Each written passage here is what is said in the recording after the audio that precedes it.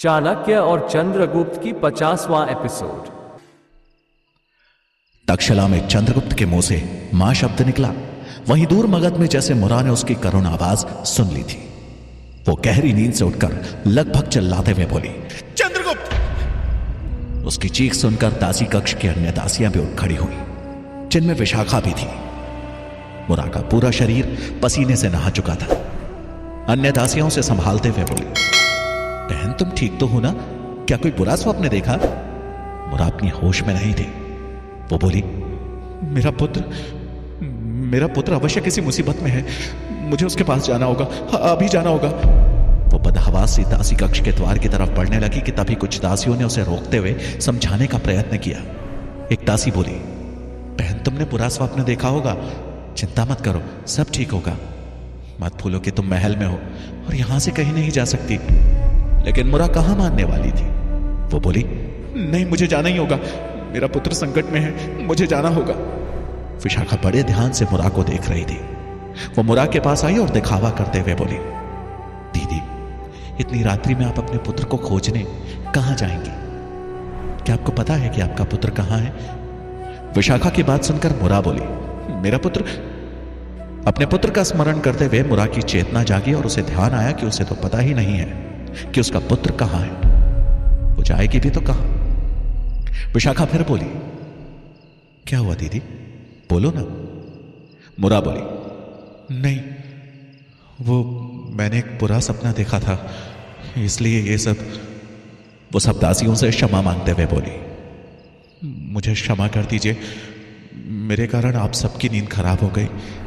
तभी एक दासी बोली, कोई बात नहीं बहन, ऐसा होता है, तुम सो जाओ।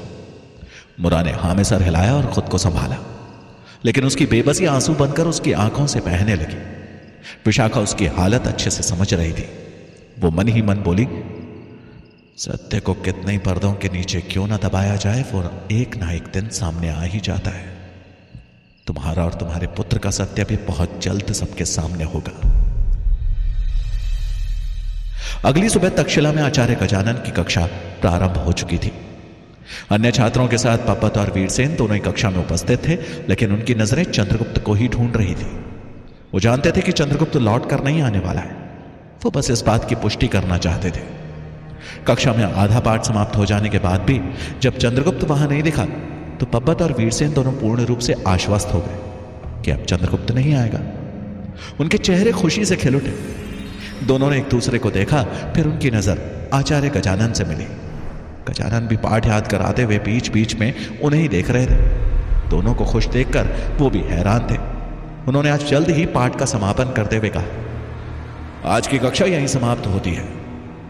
आज के पाठ याद करके आना। सभी छात्रों के कक्षा से निकलने के बाद पप्पत और वीरसेन वहीं रुक गए।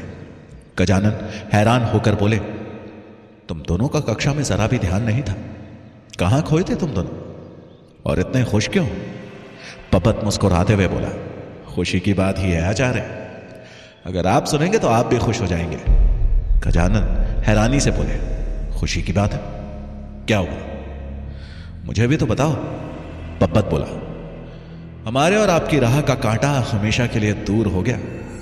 गजानन खुश होते हुए बोले, क्या सच में? क्या चाणक्य मारा गया? पप्पत बोला, नहीं आचार्य, वे नहीं, बल्कि चंद्रगुप्त मारा गया। गजानन का उत्साह थोड़ा कम हुआ। वो बोले, चंद्रगुप्त मारा गया? लेकिन कैसे, कब? पप्पत ने अपने और चंद्रगुप्त के आपसी युद्ध की सारी कहानी सुना दी और बोला, अब हमारे रास्ते में कोई नहीं आएगा। आज मैं बहुत खुश हूं। गजानन बोले, अच्छा हुआ, कम से कम पेड़ की एक शाखा तो कम हुई। पप्पत गजानन के चेहरे को भांपते हुए बोला, आचार्य क्या आप खुश नहीं है चंद्रगुप्त के मरने से? गजानन बोले, खुश हूं, परंतु चाणक्य की मौत होती तो ज्यादा खुशी होती, क्योंकि वो तो स्वयं पेड़ की जड़ है। एक चंद्रगुप्त के मरने पर वो नया चंद्रगुप्त खड़ा कर देंगे, लेकिन अगर जड़ ही समाप्त हो जाए तो उसकी डाली भी स्वयं सूख जाती है। वीरसेन बीच में बोल पड़ा, आचार्य चाणक्य भी नहीं बचेंगे, बहुत जल्द हम उनका भी इंतजाम कर देंगे। गजानन बोले, उम्मीद करता हूं कि ऐसा ही हो। अन्यथा चंद्रगुप्त के मरने की सूचना जब उन्हें मिलेगी तो वो ये अवश्य सुनिश्चित करेंगे कि तुम्हें इसका कठोर से कठोर दंड मिले। यह सुन पब्बत शान से बोला, मैं मगध का राजकुमार हूं आचार्य। चाणक्य अगर चाहे भी तो मेरा कुछ नहीं बिगाड़ सकते। अगर मुझे खरोंच भी आई तो पूरी मगध सेना उनके पीछे पड़ जाएगी। गजानन बोले, मुझे ज्ञात है, परंतु मैं आचार्य चाणक्य को भी जानता हूं। मुझे उनसे ज्यादा डर उनकी खुली शिखा से लगता है, जो उन्हें हमेशा उनके प्रण की याद दिलाता है। इसी प्रण ने हमेशा ही भारतवर्ष की दिशा बदली है। महाभारत में पितामह भीष्म के प्रण ने कौरवों का नाश करवाया, तो रामायण में प्रभु श्री राम के प्रण ने रावण का। गजानन की बात सुन पप्पत और वीरसेन सोच में पड़ गए। उनके विश्वास को एक झटका लगा था। गजानन ने यह भांप लिया था, लेकिन वो ये जानते थे कि इनके द्वारा एक चूक और चाणक्य को उस मौके को अवसर में बदलते देर नहीं लगेगी। वहीं सुकन्या सुबह से ही चंद्रगुप्त को ढूंढ रही थी। उसने उसे सभी जगह ढूंढा, आचार्य चाणक्य के कक्ष से लेकर गुप्त कक्ष तक, पुस्तकालय से लेकर बगीचे तक, लेकिन वो कहीं नहीं मिला। वो हैरान थी कि चंद्रगुप्त बिना कुछ बताए कहां चला गया। उसने उसे तक्षशिला के बाजार में भी ढूंढने का प्रयत्न किया, लेकिन वो वहां भी नहीं मिला। दोपहर हो चुकी थी। थक हार कर सुकन्या वापस अपने कक्ष में लौट गई और चारपाई पर बैठती हुई मन ही मन बोली, चंद्रगुप्त कहां जा सकता है? अगर वो तक्षशिला के बाहर कहीं जाता तो मुझे तो पता कर जाता। फिर वो कहां गया? वो काफी परेशान थी। वो खुद से बोली, अब मैं किसको बोलूं? आचार्य चाणक्य यहां है नहीं। ऐसा कहते हुए अचानक उसे सूरजमल की याद आई। वो तुरंत खड़ी हुई और बोली, कहीं वो आचार्य सूरजमल के आश्रम तो नहीं गया है? मुझे वहीं जाना चाहिए, वो अवश्य वहीं पर होगा। अब वो तुरंत ही सूरजमल के आश्रम पहुंची। सूरजमल अपने आश्रम की मरम्मत का कार्य कर रहा था। उसने अपनी कुटिया का निर्माण लगभग कर ही लिया था। सुकन्या को देखते ही वो बोला, सुकन्या तुम इस समय यहां? तुम्हें तो आचार्य के दिए हुए पाठ को पढ़ना चाहिए। सुकन्या ने वहां देखा तो सिवाय सूरजमल के कोई भी नहीं था। उसने तुरंत पूछा, चंद्रगुप्त यहां आया था? सूरजमल बोला, नहीं, क्यों? उसने सुकन्या के परेशान चेहरे को देखा और फिर अपना काम छोड़कर उसके पास आकर बोला, क्या हुआ? सुकन्या बोली, चंद्रगुप्त सुबह से ही गायब है। मैंने पूरा तक्षशिला छान मारा, लेकिन वो कहीं नहीं दिखा। मुझे लगा कि वो यहां आया होगा। सूरजमल हैरान होकर बोला, वो यहां नहीं आया। ऐसा कैसे हो सकता है कि वो तक्षशिला में नहीं है? आखिर वो गया तो कहां गया? सुकन्या परेशान होती हुई बोली, मुझे आभास हो रहा है कि वो किसी बड़ी मुसीबत में फंस गया है। हमें जल्द से जल्द उसे ढूंढना होगा। सूरजमल ने तुरंत अपना तीर धनुष अपने कंधे पर रखा और बोला, चलो चंद्रगुप्त को ढूंढते हैं। दोनों ही चंद्रगुप्त के बारे में एक एक कर सबसे पूछने लगे, लेकिन किसी ने भी उसे नहीं देखा था। तभी एक छात्र उनके पास आया और बोला, मैंने देखा था कल रात चंद्रगुप्त को तक्षशिला से बाहर जाते हुए। राजकुमार पब्बत और वीरसेन भी उसके पीछे पीछे गए थे। यह सुनते ही सूरजमल और सुकन्या ने एक दूसरे को हैरानी भरी दृष्टि से देखा। सूरजमल बोला, तक्षशिला से बाहर? चंद्रगुप्त क्या करने गया होगा? और पब्बत और वीरसेन भी थे उसके पीछे कहीं। बोलते हुए वो रुका। उसने तुरंत सुकन्या से पूछा, क्या पब्बत और वीरसेन तक्षशिला में ही है? सुकन्या बोली, हां, वो दोनों तो वही हैं। सूरजमल परेशान होता हुआ बोला, फिर तो चंद्रगुप्त किसी बड़ी मुसीबत में है। हमें जल्द ज्ञात करना होगा कि वो तक्षशिला से बाहर कहां गया था। सुकन्या बोली, मैं पब्बत और वीरसेन से पूछने जाती हूं, तब तक आप जंगल में उसकी खोज करें। सूरजमल उसकी बात से सहमत होता हुआ जंगल की तरफ चला गया और सुकन्या पुस्तकालय की तरफ बढ़ी, जहां पब्बत और वीरसेन मौजूद थे। सुकेतु बनी सुकन्या जब पुस्तकालय पहुंची तो देखा कि पब्बत और वीरसेन वहां पर कुछ अन्य छात्रों के साथ बैठे थे। सुकन्या को देखते ही पब्बत हंसते हुए बोला, क्या हुआ सुकेतु, आज पुस्तकालय का रास्ता कैसे भूल गए? सुकेतु कड़े स्वर में बोला, चंद्रगुप्त कहां है? पब्बत हंसते हुए बोला, चंद्रगुप्त? कौन चंद्रगुप्त? मैं किसी चंद्रगुप्त को नहीं जानता। वीरसेन, तुम जानते हो क्या किसी चंद्रगुप्त को? वीरसेन भी निर्लज्ज सी हंसी हंसते हुए बोला, नहीं राजकुमार, कहीं का राजा था क्या चंद्रगुप्त? पब्बत सुकेतु का मजाक उड़ाते हुए बोला, हाँ था ना, इस नौकर सुकेतु का राजा था। सभी नौकरों के लिए उसका मालिक राजा ही होता है। सुकेतु गुस्से में बोला, मुझे याद है कि चंद्रगुप्त कल रात तक्षशिला से बाहर गया था और तुम दोनों भी उसके साथ गए थे।